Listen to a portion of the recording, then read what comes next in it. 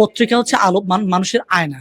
আমাদের ভুল দেশের ভুল ত্রুটিগুলো দেখাবে, এগুলোই তো তুলে ধরবে পত্রিকার কাজ। কিন্তু আমাদের দেশে যে সমস্ত পত্রিকা আছে, প্রত্যেকটা পত্রিকা কোনো না কোনো দলে লেজুর বৃত্তি কাজ করেছে।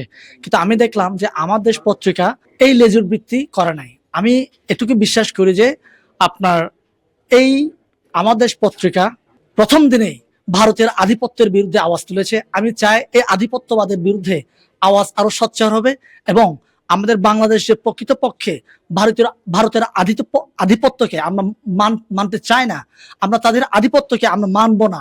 এটা যে সোচ্চার হয়েছে, এই সোচ্চারটাকে আমি চাই ধরে রাখুক। এবং আমি চাই যে আমার পাহাড়ে যে সমস্ত দীর্ঘদিন ধরে এই পাহাড়ের কিন্তু আপনার লুকিয়ে থাকা অনেক ঘটনা কিন্তু প্রকাশিত হয় না, কারণ কোনো মাধ্যমে এগুলো ধামাচাপা পড়ে যায়। আমি চাই যে আমার দেশ পত্রিকার মাধ্যমে ভারতের যে আধিপত্য এই পাহাড়ে আছে এটা উঠে আসুক। এই যে পত্রিকা যখন বন্ধ করা হয় তখন আমরা কিন্তু সোচ্চার হয়েছিলাম, কিন্তু তখন যেহেতু ফেসিস্ট হাসিনা ছিল, তার সব রেজিম গুলা এদেশে ছিল, যার কারণে আমরা সোচ্চার হয়েও আমরা আসলে ফিরিয়ে আনতে পারিনি। দীর্ঘদিন পরে এসেছি, এই জন্য আসলে খুব খুশি, অভিভূত লাগছে নিজেকে। প্রত্যাশা একটাই আমার চাওয়া, সেটা হচ্ছে ভারতের আধিপত্যবাদের বিরুদ্ধে সোচ্চার থাকবে এবং দেশের মানুষের প্রকৃতপক্ষে যে আয়না, সে আয়না হয়ে থাকবে আমাদের পত্রিকা।